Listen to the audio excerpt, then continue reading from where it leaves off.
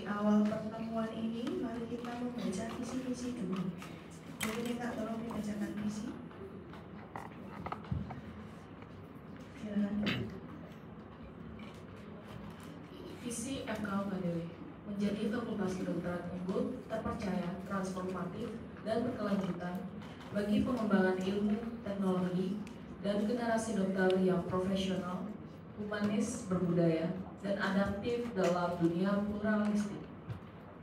Baik, terima kasih. Berikutnya visi ke sebelahnya, silakan. Yang pertama, Misi FKUKDW.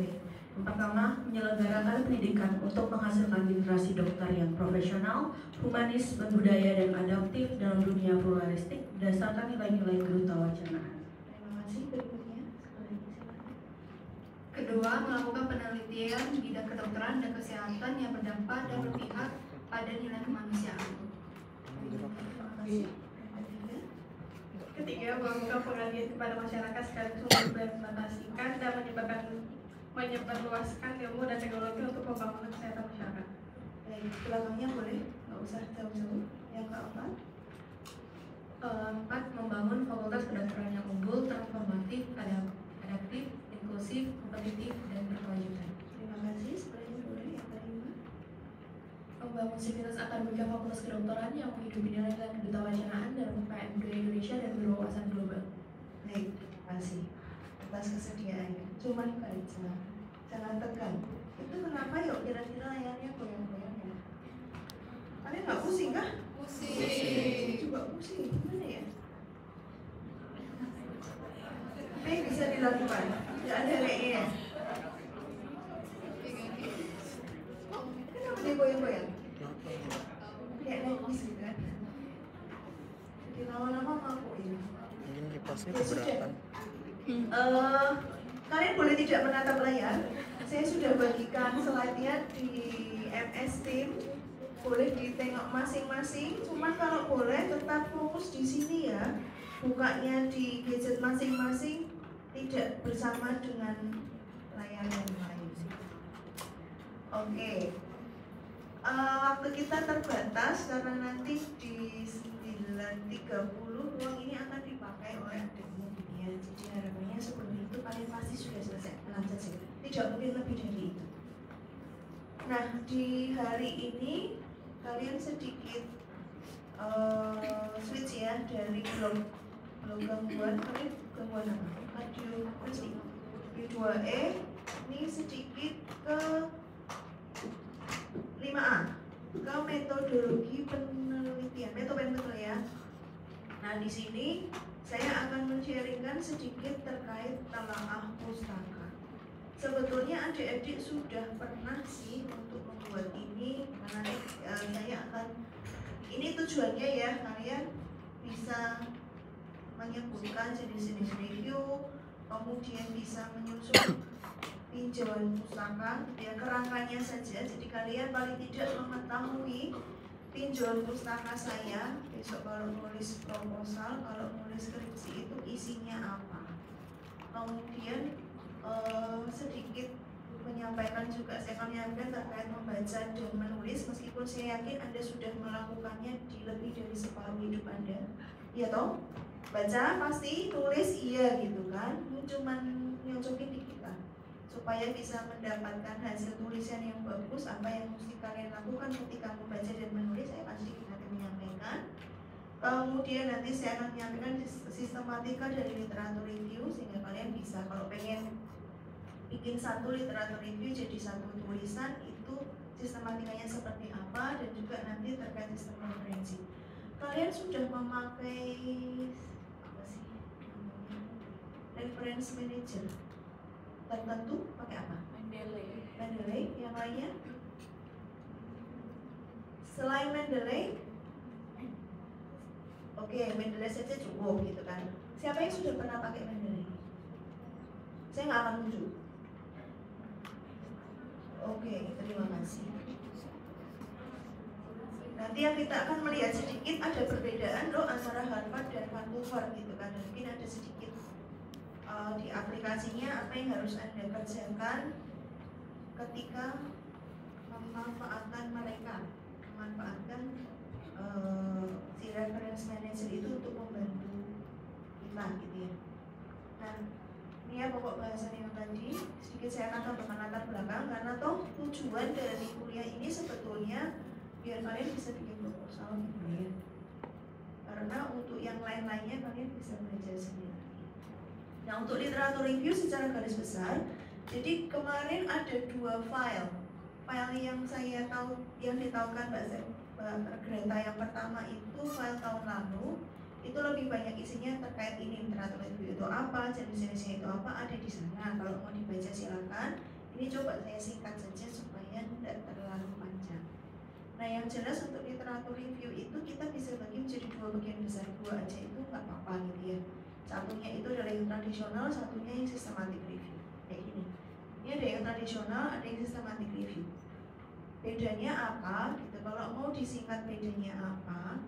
Kalau yang tradisional ini tradisional naratif literatur review itu yang kayak kita bikin kayak tinjauan pustaka biasa. Kalian bikin buat praktikum, bikin kadang-kadang suruh dibikinkan itu ada pustaka, ada tulisan sedikit, ada review. Itu kalian sedang membuat yang ini tradisional naratif literatur review. Kamu baca literatur, terus kamu tulis ulang, kamu kelompokin lagi, tulis ulang. Itu kamu sudah bikin review untuk yang tradisional. Nah, kalau kamu mau bikin yang ini, yang systematic review, itu ada lebih banyak syaratnya. Kamu harus nentuin tujuanmu mau bikin apa, itu secara detail kamu harus tuliskan. Metode atau cara kamu membuat review tersebut itu kamu juga harus tuliskan. Misalnya, kamu mau pakai kata kunci apa, nyarinya di mana aja, pakai bahasa apa saja.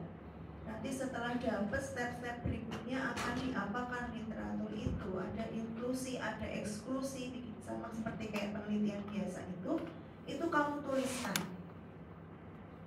Terus kemudian ada juga nanti terus-terusnya yang akan digunakan untuk menelaah masing-masing artikel sejauh mana dia punya dampak, sejauh mana dia kuat atau tidak, bagus atau tidak, itu yang dikerjakan dalam systematic review. Itu semuanya dituliskan. Ada gambaran ya bedanya ya. Kalau yang ini lebih bebas, kamu akan lebih bebas menulis.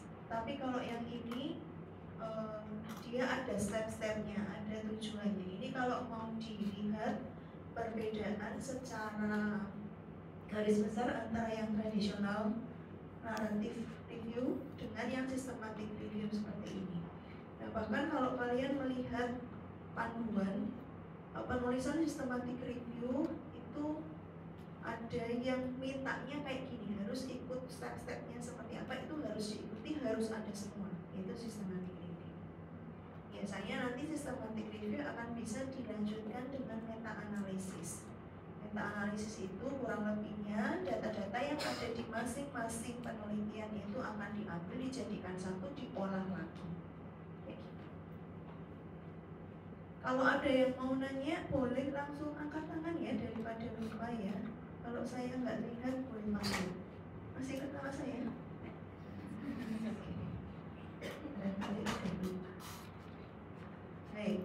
Nah, kemudian berikutnya tadi sudah ngerti apa bedanya naratif review yang tradisional dan systematic review. Berikutnya kita akan coba lihat kalau di proposal kalian itu membuat semacam literatur review itu ada di mana aja ya.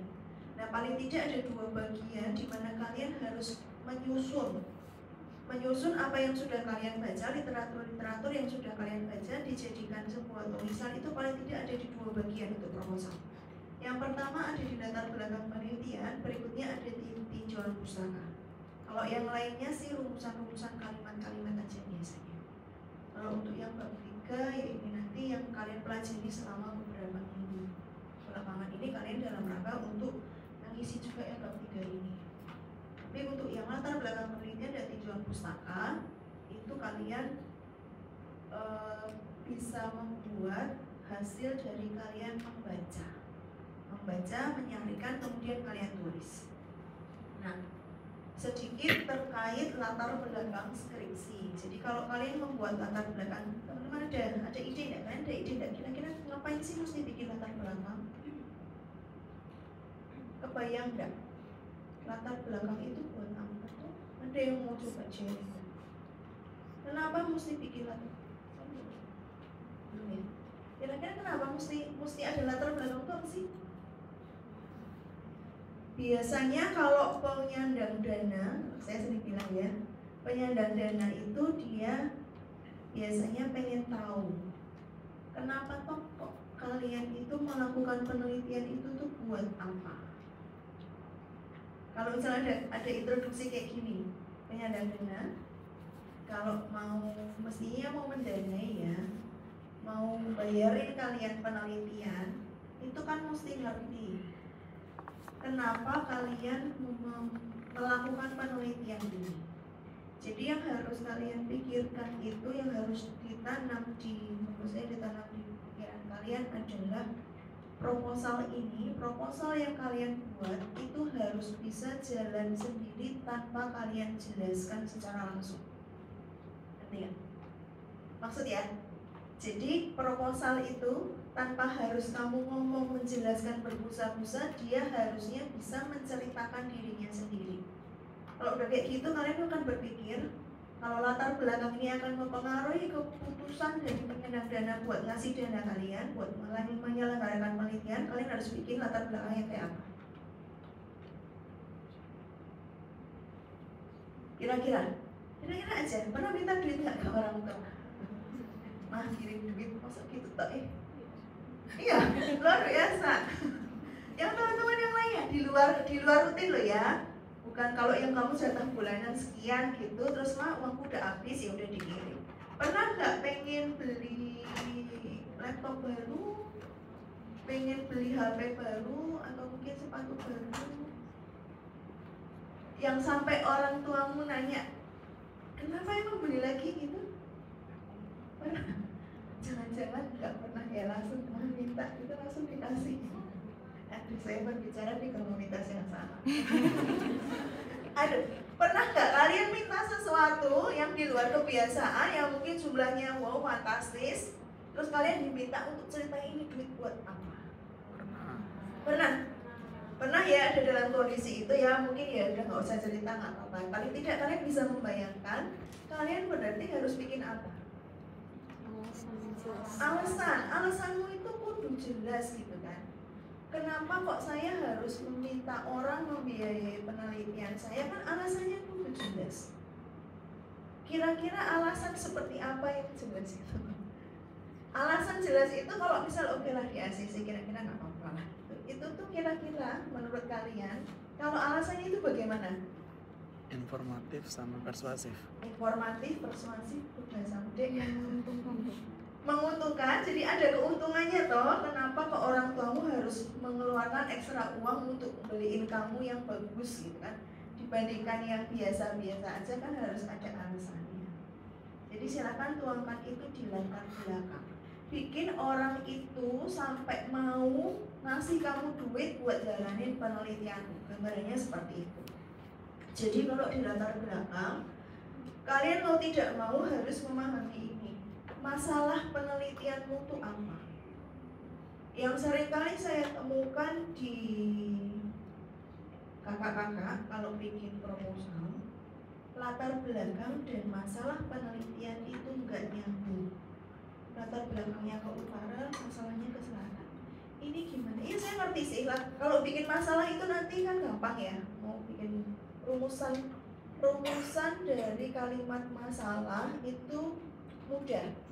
Kenapa saya bilang mudah? Karena itu tergantung judulnya, itu wis tinggal nambah kalimat, kata tanya, tinggal nambah apakah, tinggal nambah itu gitu kan. Tapi bagaimana kalian menjelaskan masalah yang ada di kamu tuliskan di masalah penelitian itu dalam latar belakang.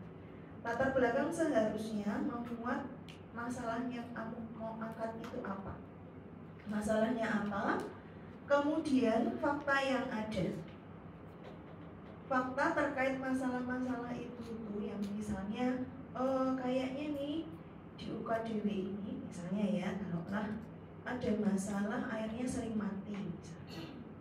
Kayaknya kok ada kesulitan air, masalahnya itu kamu pengen tahu penelitian kira-kira penyebabnya si apa, atau kamu lihat pokoknya ada permasalahan tentang air bersih lah di Dewi misalnya ya, atau di suatu daerah ada permasalahan air bersih gitu kan. Kamu tahu ini dari mana? Tahu masalahnya dari mana? Kira-kira bisa tahu ada masalah dari mana? Dari orang-orang. Bagaimana cara kamu bisa mengetahui dari orang-orang? Survei? Kamu survei langsung? Atau kamu ngapain sesuatu? Ngapain sesuatu? Kamu baca, kamu dengar, kamu lihat, itu kan kamu bisa menemukan masalah gitu kan? Iya nggak? Bisa dapat masalah dari situ, dari kita mendengar, dari kita melihat, dari kita membaca sesuatu, kita bisa menemukan oh ada masalah di suatu tempat atau pada sesuatu itu ada masalah gitu kan. Nah, kamu perlu tahu dari masalah-masalah itu sudah ada solusi apa atau ada fakta-fakta apa yang tertulis atau mungkin diketahui oleh orang-orang di sana terkait masalah itu. Yang ini, yang tahu fakta yang ada. Terus kamu akan melihat gapnya. Masalahnya kayak gini, ada fakta-fakta ABCD. Kira-kira misalnya sudah diusahakan, tapi kenapa kok masalah air kok masih jadi masalah itu kenapa? Oh ternyata ada A, ada B, ada C. Ini ada yang boros, ada yang bocor di sini pipanya dan seterusnya misalnya kayak gitu. Kamu sudah tahu itu, kamu akan tuliskan. Nah, terus di pada latar belakang kamu juga akan tuliskan ini. Kira-kira nanti bisa dilanjutkan selain di latar belakang masuk di tujuannya. Penelitianmu tuh tujuannya buat apa? Untuk menyelesaikan masalah itu. Jadi ada masalah, ada fakta. Misalnya masalah itu sama sekali belum diapa-apakan, berarti gapnya kan masalah itu sama sekali belum tersentuh. Misalnya tadi masalahnya masalah air, ada fakta, oh sudah dikasih loh, ada dropping air sudah. Oh sudah diganti loh pipanya, sudah. Ternyata ada apa lagi nih gapnya gitu kan. Oh ternyata masyarakatnya boros banget penggunaan air. Berarti kan ada gap di sana. Berarti kamu pengen tahu sebetulnya misalnya tujuan atau alasan dari masyarakat di sana itu boros air itu apa. Kurang lebihnya kayak gitu. Nah, tadi juga selain ini ya, ada masalahnya apa, terus kenapa kok kamu penting banget untuk meneliti itu tuh apa? Itu ada di latar belakang. Jadi tujuannya tadi biar kamu dapat duit gitu ya, katakan aja biar kamu didanai, biar kamu dapat duit, kamu meyakinkan orang untuk mengizinkan kamu meneliti di sana, itu ada di latar belakang. Sampai sini bisa dipahami? Ada gambaran bahwa kamu harus membaca sesuatu, kamu harus melihat sesuatu supaya bisa bikin latar belakang. Ya. Nah, yang perlu digarisbawahi adalah dalam level kalian ini, latar belakang seharusnya bukan opini pribadi. Boleh kalian punya pemantik berupa opini, tapi silakan cari faktanya di literatur. Literatur bisa apapun, surat kabar, majalah, jurnal, laporan, itu bisa. Tapi mohon untuk tidak mencantumkan opini pribadi yang benar-benar opini kalian toh, harus ada pendukungnya. Next, kalau kalian sudah ada di level yang lebih tinggi, kalian bisa menuliskan opini di latar belakang, gitu ya. Oke. Nah, setelah tadi latar belakang, bagian berikutnya yang menuntut kalian harus membaca sesuatu adalah tinjauan pustaka.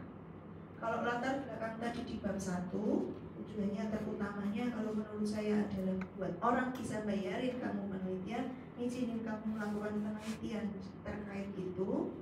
Yang kedua, tinjauan pustaka itu adanya di bab 2. Adik-adik kalau nulis tinjauan pustaka biasanya buat apa? Jangan bilang biar lolos bisa praktikum ya. Kira-kira kalau kamu mau bikin tinjauan pustaka itu buat apa sih, Dek? Menjawab hipotesis,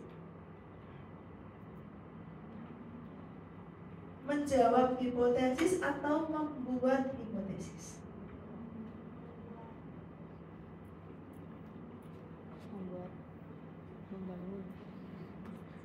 Membangun hipotesis. Menurut kalian hipotesis itu apa sih, Dek? Hipotesis itu Dugaan. perkiraan, Dugaan. dugaan jawabannya toh. Itu kan hipotesis, kamu berhipotesis sesuatu, itu dugaan jawabannya kayak gitu. Gimana caranya kamu bisa bikin hipotesis? Kok kamu bisa menduga itu kira-kira dasarnya apa? Teori. Dari teori gitu ya. Nah iya, Dek. Jadi salah satu tujuan dari kalian membuat tinjauan pustaka itu adalah kalian bisa menduga-duga hipotesis. Jadi paling tidak di atas kertas penelitianmu itu berhasil, hipotesismu itu terbukti. Kalau sudah di atas kertas hipotesismu tidak terbukti, lah ngapain kamu penelitian? Jadi paling tidak di atas kertas itu terbukti dengan teori yang ada, atau kamu mencoba membangun teori, menyusun, merangkai teori untuk bisa merumuskan kalimat hipotesis. Terus nanti kamu akan uji dengan melakukan penelitian. Nanti baru dapat jawaban. Hipotesis benar apa enggak, terbukti apa enggak. Kan tahapannya kayak gitu. Nah, supaya kamu bisa menduga, mau nggak mau, kalian harus membaca. Harus menuangkannya dalam tulisan, meramu sedemikian rupa dari yang nggak ada jadi ada. Atau dari teori yang terkumpul banyak sekali, kamu harus kumpulkan jadi satu, menjadi runut. Nanti akan tergambar di kerangka teori. Jadi nanti di bab 2 itu kalian awalnya akan membuat tinjauan pustaka, terus akan menyarikan tinjauan pustaka menjadi kerangka teori. Habis itu kalian bikin kerangka konsep dan hipotesis.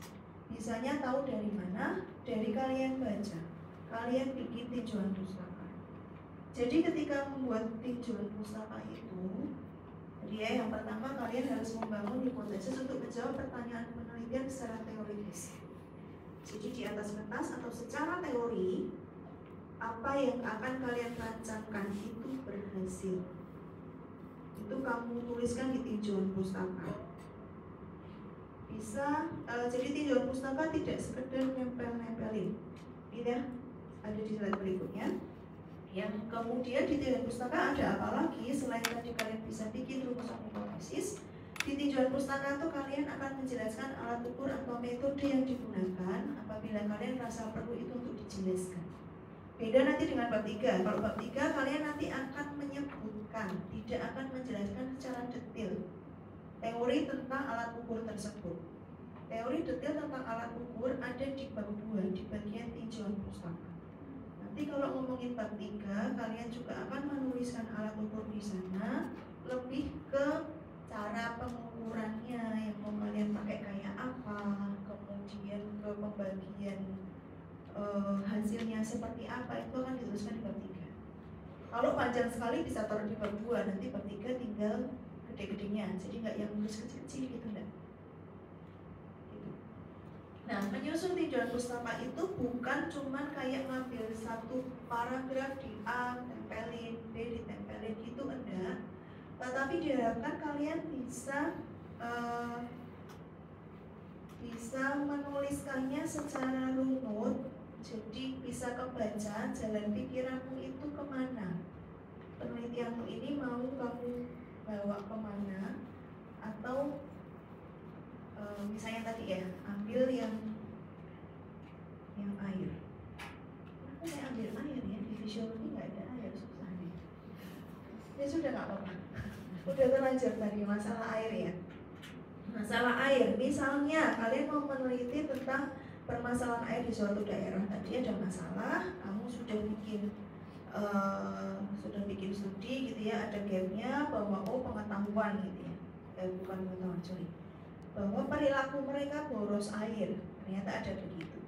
Nah di sini di tinjauan pustaka ini kalian bisa menjelaskan misalnya terkait daerah mereka dulu. Daerah mereka itu bagaimana situasi air di daerah mereka. Sedikit aja karena itu kan cuma untuk buat pendahuluan ya, atau itu bisa ada di latar belakang. Kemudian yang di sini karena kalian misalnya akan menghipotesiskan, kadang-kadang belakang dari belakang dulu ya. Hipotesisnya adalah bahwa perilaku mereka itu yang membuat mereka mengalami kelangkaan air atau mengalami permasalahan air. Nah, kira-kira apa saja yang akan mempengaruhi perilaku itu bisa dituliskan di tinjauan pustaka. Atau hal-hal apa saja yang akan mempengaruhi permasalahan air di suatu daerah itu bisa dituliskan di tinjauan pustaka. Misalnya hal yang mempengaruhi air itu ada letak geografis, bisa lintang, bujur dan seterusnya. Kemudian tingkat kebutuhan air masyarakat bisa dituliskan di tinjauan pustaka. Kemudian karakteristik masyarakatnya seperti apa, karena dia mungkin akan mempengaruhi perilaku penggunaan air gitu kan.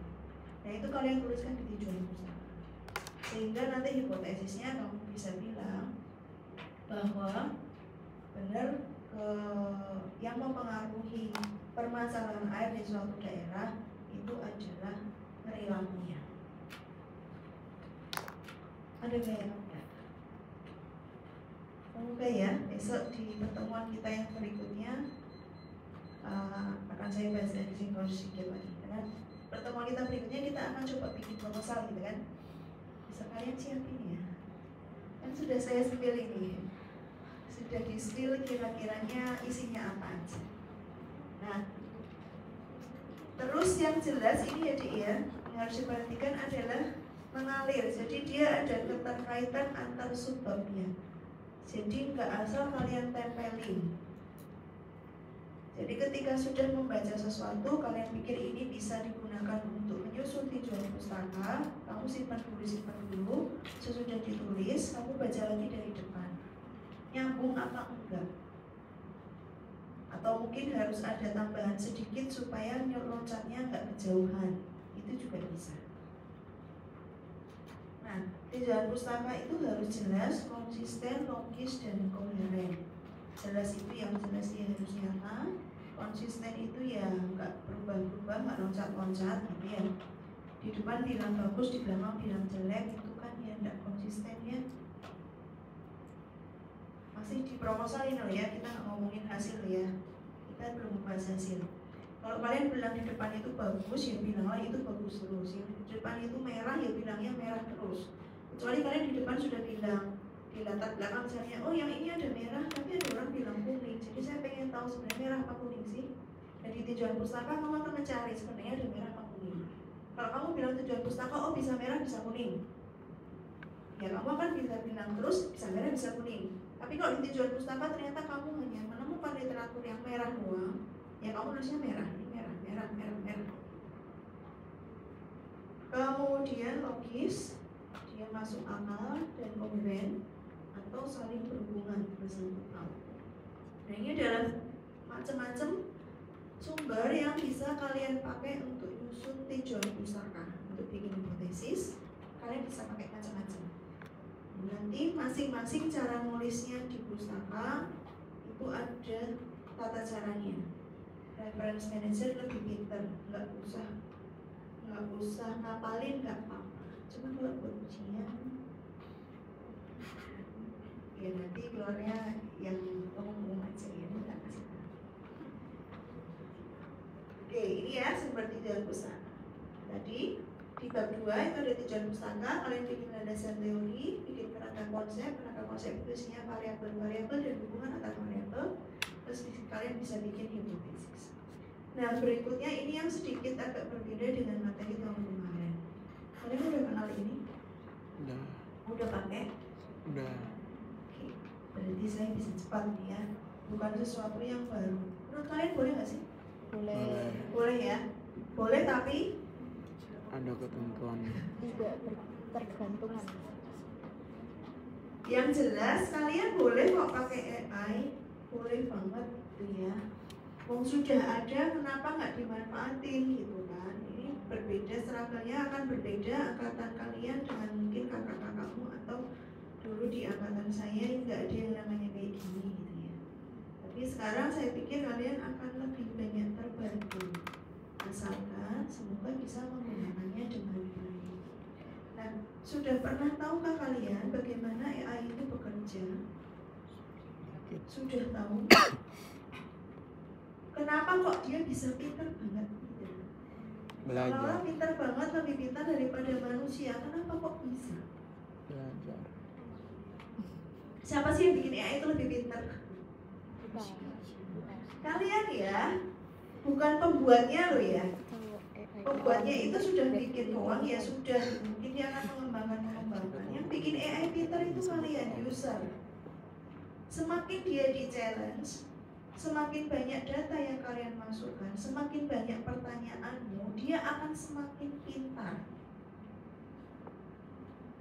Jadi beberapa tahun yang lalu saya sempat ikut di pertemuan dari penerbit jurnal besar gitu ya.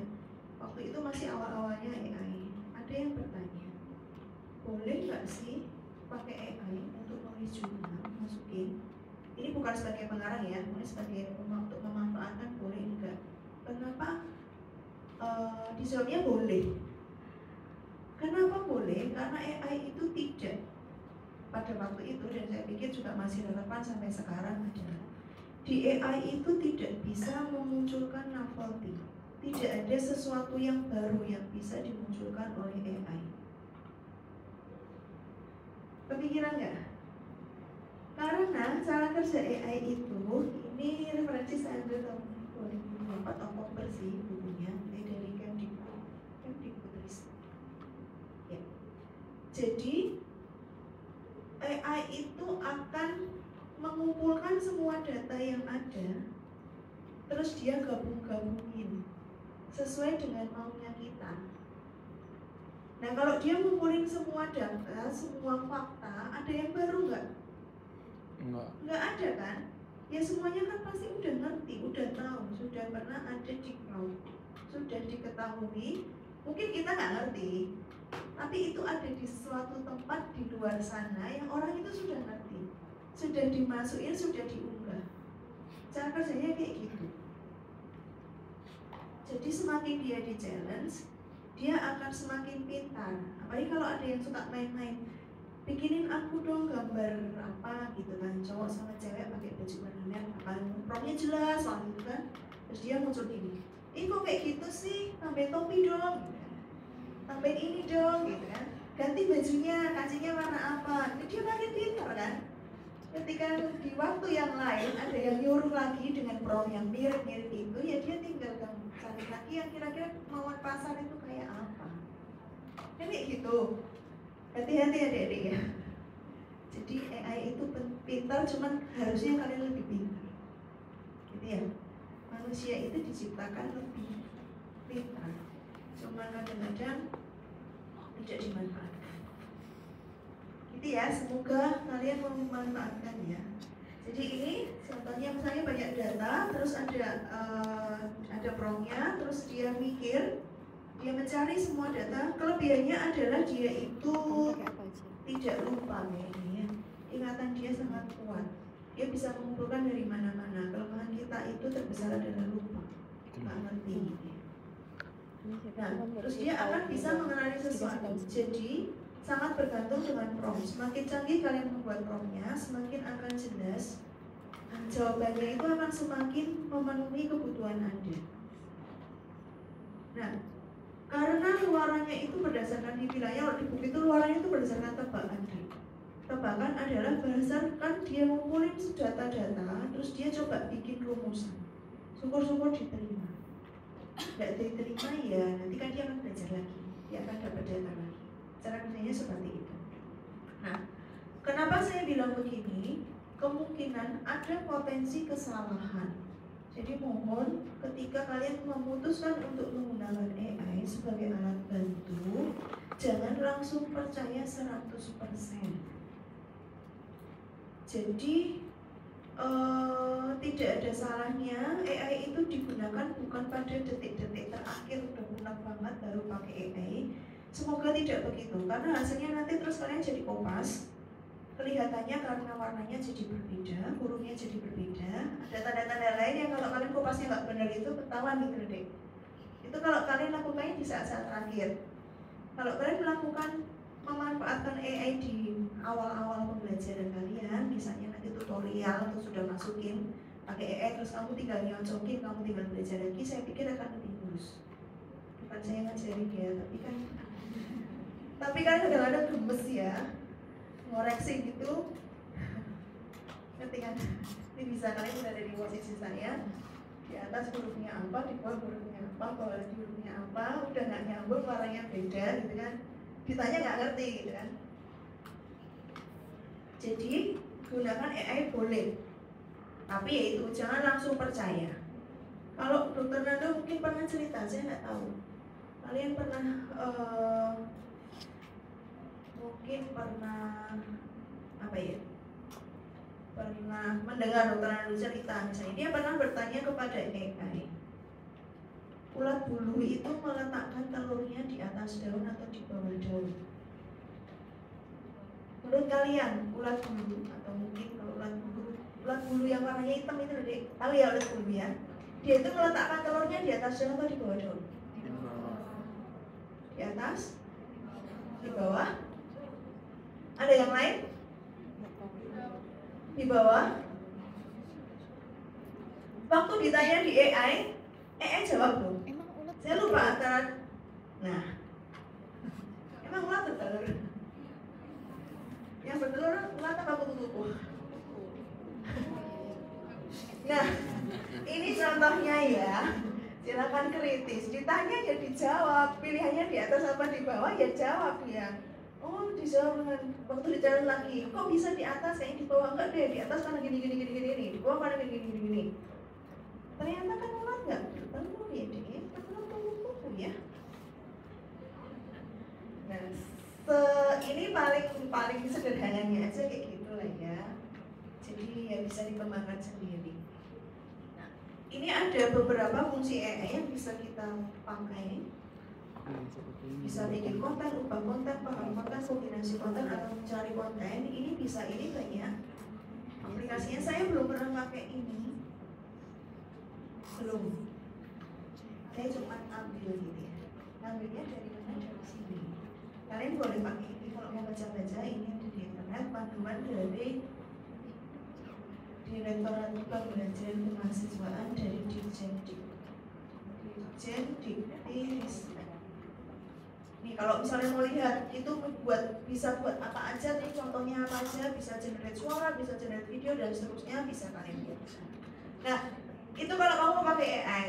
Kalau kamu memutuskan belum mau pakai AI, mau baca biasa, ini sedikit saja, cepat saja. Kalian bisa mulai dengan membaca. Sudah pakai AI pun juga kamu tetap harus baca, jangan percaya 100%.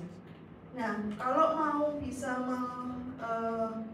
nulis tadi ya, tujuannya tadi kan mau nulis tujuan pustaka, nulis latar belakang gitu kan. Kalau kamu mau nulis sesuatu, mohon untuk baca itu bukan cuma buat iseng. Ya kamu emang ada tujuan yang mau baca sesuatu, baca artikel. Ya mungkin ada beberapa di antara kalian yang membaca artikel untuk mengisi waktu luang ya, ya itu boleh juga. Tapi biasanya kita membaca untuk waktu luang pun juga ada tujuannya toh. Lebih baik ada tujuannya itu lebih bagus, lebih nyantel. Kalau sekedar buat waktu luang tuh ya sudah lewat biasanya kayak gitu. Ini ya buat informasi. Terus ada waktu tertentu itu akan lebih bagus. Kalian punya target, siap-siap untuk menganalisis dan silakan fokus baca satu. Jangan buka 2-3 buku bareng-bareng.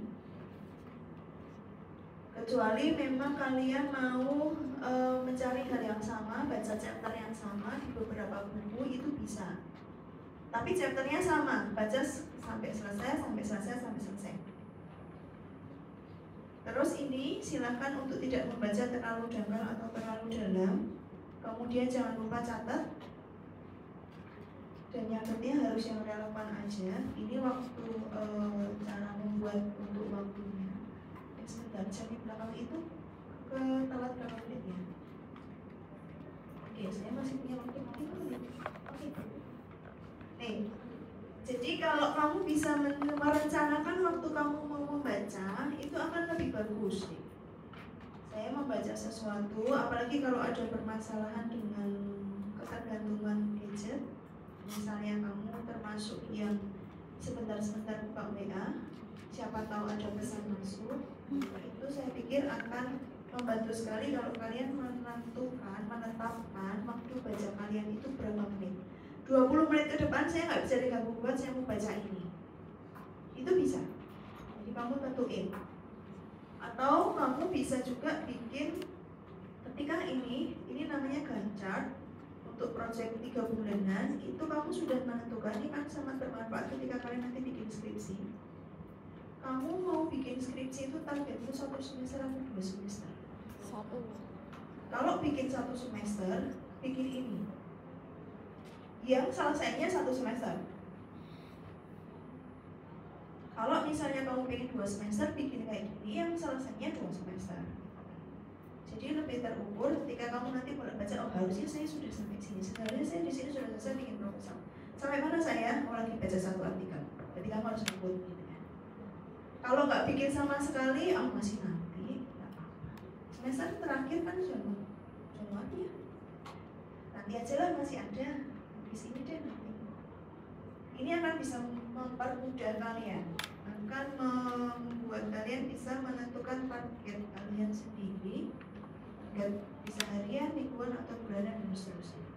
Nah, ketika membaca suatu artikel, kalian akan lihat dulu gitu kan, apakah artikel yang aku baca ini relevan enggak? Kalau enggak, ya udah stop gitu kan, ganti. Jangan mas, kayak ini menarik deh, akan bermanfaat untuk saya di kemudian hari. Ya kan nggak sesuai sama tujuanmu sekarang ya, simpan aja nggak apa-apa, kasih catatan ini nanti simpan di corner. Cuman yang buat sekarang ini ya kamu fokus, kamu mau cari apa, kamu mau baca apa gitu. Kalau misalnya relevan ya lanjut. Apakah ada informasi tambahan dari situ? Misalnya sudah artikel kesekian gitu ya, ada informasi tambahan nggak? Enggak deh kayaknya, ini kayak sama yang kemarin aku baca. Ya udah kamu simpan, catat aja. Oh ini ada tambah dikit. Dan nanti ketika kalian baca itu nggak harus detail ya dek ya, ada yang namanya skimming, scanning, baru mau baca secara mendalam. Kalau misalnya ada informasi tambahan ya lanjutin baca, gitu ya. Jangan lupa baca, kemudian pikir dulu ini, pikir relevan apa enggak, ada informasi tambahan apa enggak, kemudian jangan lupa bikin catatan. Ya ada scanning, skimming, dan understanding. Scanning itu kamu baca dari awal sampai belakang. Kira-kira nyambung nggak, relevan apa enggak relevan, buang gitu kan. Relevan ya baca lagi, lanjut ke skimming. Jadi pokoknya apa? Kira-kira akan bermanfaat nggak buat kamu, nambah informasi enggak buang. Jangan buang, simpan. Kalau bermanfaat, lanjut ya. Kamu bisa understanding, memahami isi. Jangan tiba-tiba understanding di waktumu habis. Saya pikir ini juga bisa kalian terapkan ketika mencari literatur tutorial ya. Kayaknya menarik nih, bermanfaat nih, tapi nggak menjawab pertanyaan tutorial yang bisa aja. Ya, ini di buku kalian bisa cari dari sana. Ada kalian yang masih baca buku? Nah itu udah langsung baca ringkasan textbook gitu ya. Misal ini kalian bisa lihat bab pertama atau mungkin nanti kalau bisa nyari di indeks atau di belakang gitu bisa. Baca jurnal juga sama. Kalian bisa mulai dari baca abstraknya dulu. Biasanya yang utama itu ada di abstrak. Itu biasanya kalau jurnal kedokteran, abstrak itu sudah bisa menceritakan semua karena dia isinya ada introduction-nya, ada latar belakangnya, ada metodenya, ada result-nya, ada discussion-nya. Dan biasanya juga ada conclusion-nya, ada penutupnya. Dengan membaca abstrak, biasanya kalian sudah kurang lebihnya ngerti. Asal abstraknya ditulis dengan baik ya, bikin catatan. bikin catatan yang jelas. tulisan kalian harus terbaca. Kalau bikin catatan, paling tidak kalian harus bisa sendiri membaca tulisan kalian sendiri. Jangan mencatat terlalu banyak atau terlalu sedikit sehingga tidak informatif. Ini beberapa tipsnya, kalian sudah tahu. Parafrase, AI sudah bisa digunakan untuk parafrase. Sudah sering pakai kan? Ya, yang lebih penting adalah kalian paham materinya. Nah, ini langkah-langkah dan seterusnya nanti bisa dibaca.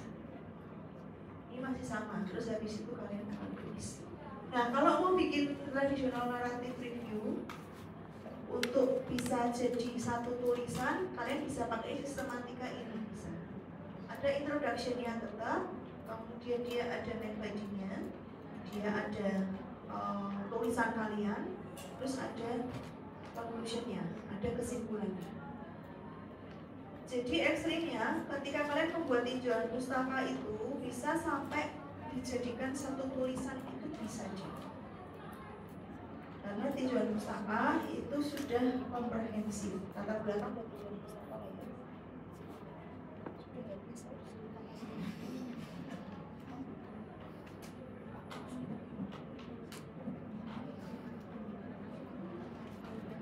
Ya, nambah 1 menit. Ini ya, nanti bisa dibaca. Jadi materi ini kalian akan bisa baca. Kita akan ketemu lagi di apa nih kita ketemu di akhir kayaknya. Sebelum kalian masuk praktikum, kita akan ketemu lagi untuk baca review, untuk membicarakan tentang proposal. Nanti kalian bisa baca terus bisa nanya. Sedikit saya tambahkan. Nah, menulis referensi. Jadi ketika kalian nulis referensi bisa minta bantuan reference manager. Itu nanti ada praktikumnya dan kalian juga sering pakai. Nah, yang perlu digarisbawahi ketika menulis referensi atau kemudian menulis citasi, apa sih yang sedang kalian kerjakan? Yang sedang kalian kerjakan adalah ini deh. Kalian menghargai kontribusi orang lain dalam tulisan Anda. Jadi mohon ketika ngambil tulisan orang, silakan dicantumkan kalian mengambil dari mana. Kalian tidak melakukan penelitian itu. Orang lain yang bikin, orang lain yang ngambil, kalian tinggal ngambil aja hasil mereka. Hargai mereka dengan menuliskan dalam citasi, dalam pustaka. Kemudian ini juga selain menghargai kontribusi orang lain, juga memberikan bukti terkait sumber-sumbermu itu. Kamu nggak cuma ambil dari 1-2 sumber, tapi dari banyak sumber. Nah ini nanti ini kalau di sederhana di Word ya, kalau pada masih pakai Word ini bisa buat bikin referensi juga di insert citation, atau di sini bisa pakai Mendeley. Mendeley ada 2 versi, ada yang ini ada yang ini. Terserah mau pakai yang mana, sefamiliar kalian. Ini kalau misal pakai yang lama. Kemudian ini macam-macamnya, ada Vancouver, ada Harvard, ini bisa dipelajari. Oh ya, kebetulan soalnya bertemu di mana sih? Biar kalian udah datang. Terus ada. Jadi bisa dipelajari bagaimana Vancouver, bagaimana Harvard, itu bisa langsung dipilih di sini. Di style ini bisa dipilih. Atau di sini nanti ada juga yang something di sini, ini bisa digunakan untuk menentukan kalian mau pakai yang mana sistemnya. Oke, itu saja yang bisa saya sampaikan hari ini. Kalau ada pertanyaan, ini contoh-contohnya bisa dibaca. Contohnya apa dan seterusnya. Ini referensinya masih cukup lama, tapi mungkin masih relevan. Oke, sementara itu yang bisa saya sampaikan. Mohon maaf tidak ada waktu untuk interaksi karena waktunya mepet. Kalau mau disalahin kalian sih datangnya agak lama nanti.